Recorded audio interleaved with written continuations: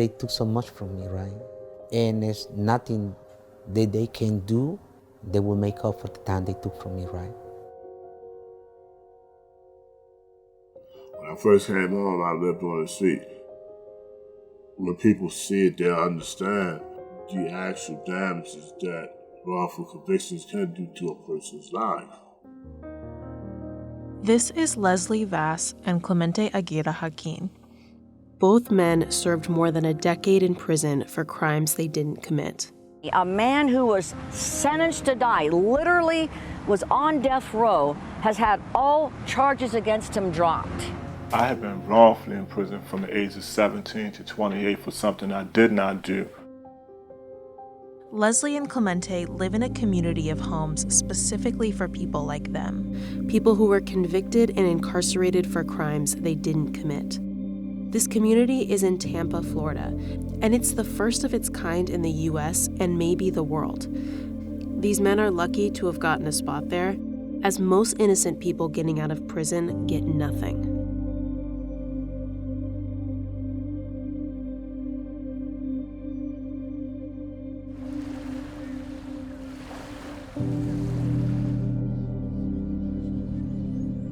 At the beginning, it was like a dream.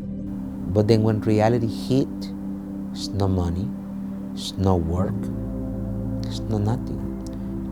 You're no longer the same person the one you were when you went in. It started in 2004 when the Honduran immigrant was accused of killing 2 women, a mother and her adult daughter, in their trailer. He was found guilty and sentenced to die. I didn't do it. I don't kill nobody.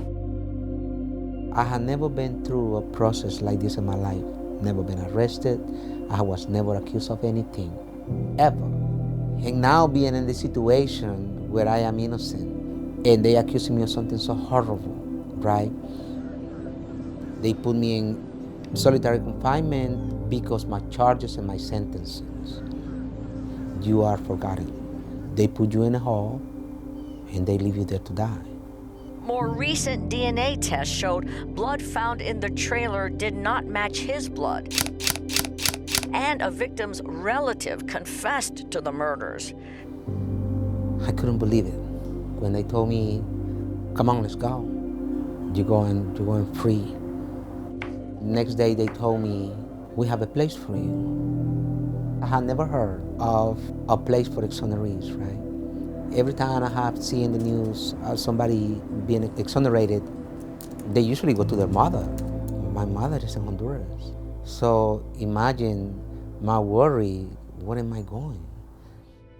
Every year, roughly 160 incarcerated people are declared innocent and released from prison.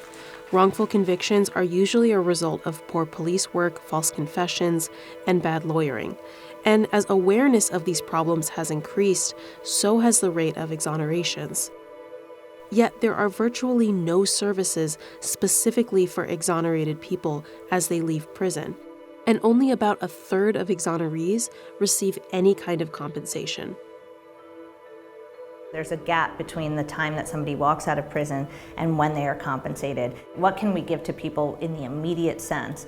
Can we give them access to housing? Can we give them access to transportation? Can we give them just some subsistence monetarily just so that they can get from point A to point B?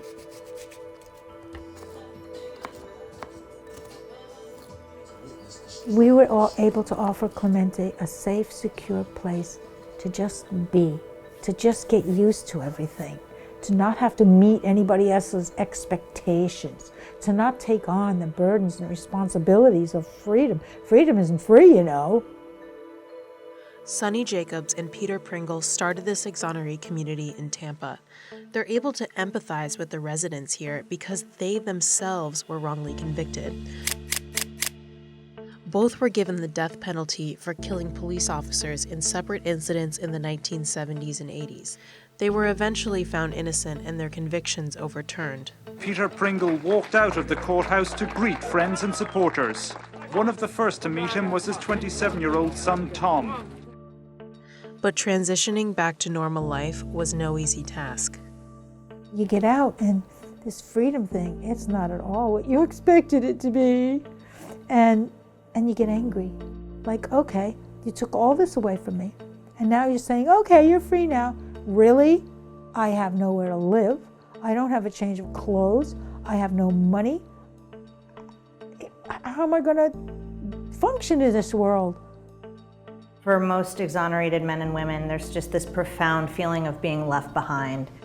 They come out and they see their families are years older, their friends are, in jobs, and they're starting from ground zero. They have nothing.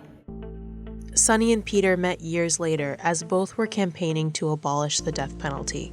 It wasn't like romantic right away. It was just that this very deep spiritual connection that we realized that we had, and of course the experience that we had both had in common, and the romance came later.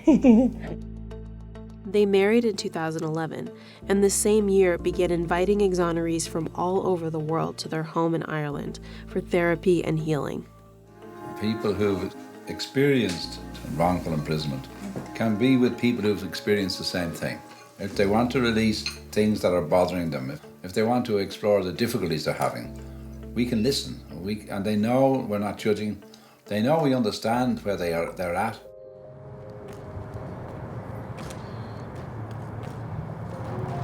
To have your life taken from you and just someone say, okay, what you gonna do next?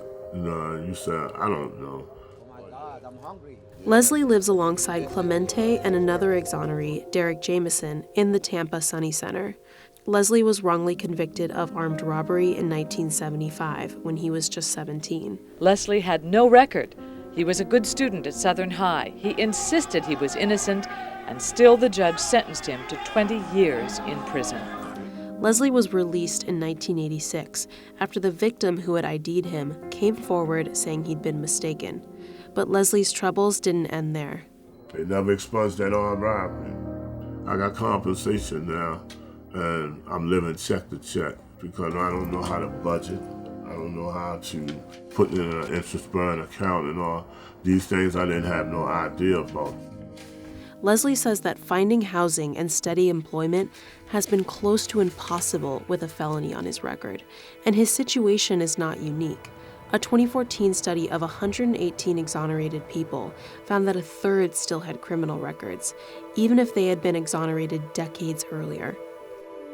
Every state has a different system in place to expunge criminal records, and sometimes it's incredibly difficult. There are all these roadblocks where you have to prove your innocence, and somebody could just Google you because you're looking for a job, and suddenly there's your arrest record. We've had exonerees walk around with newspaper articles from the day that they were exonerated to demonstrate that they didn't do the crime.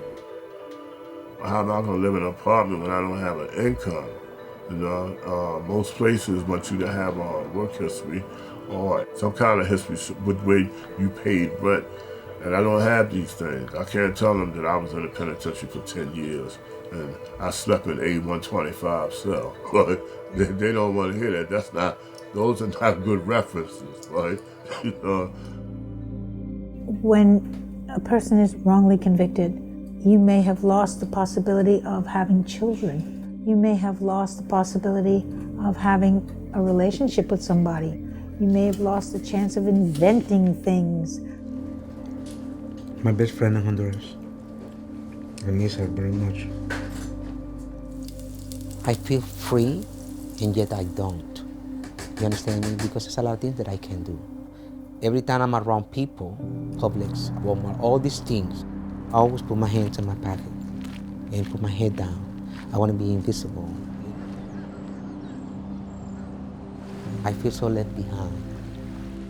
I got stuck somewhere 15 years ago, and everything changed so fast and so much. It's hard for me to make friends based upon I'm in guard all the time. And I believe I'm in guard because of what happened to me. The thing that's missing when a person is in prison and comes out of prison is love and a sense of belonging, connectedness. Although each person needs their own space, they also need to feel like they're part of a larger community. So what we're trying to create is a community of exonerees, brothers and sisters who are there for each other. I guess it would be an unwritten agreement among all three of us. If it's a time you want to talk, We sit down and talk. Many times I said, Clemente, you know what, man? I'm gonna come over there to sit down and chill out for a little while. That's a little spicy. You hear me? Which one? That, the pico de gallo. Okay, that's what I understand. We understand each other that we've been in hell. We give each other space, but it's a relationship of friendship. It's nothing but love. Sonny and Peter needed donations to purchase this property, but now it's self-sustaining, with the residents paying a monthly rent of $400. This community is almost filled up, and we're going to be looking for another place to have a community. We're looking at cities, counties, and states that have an enormous amount of property that's not being used. We would refurbish it and maintain it, and that's how I see this continuing. But we do need people to step up and say, listen, I've got a place you can use, and we'll make it work. I don't wish no harm in anybody. I just want you to do it right. Make it right, bro. Somehow.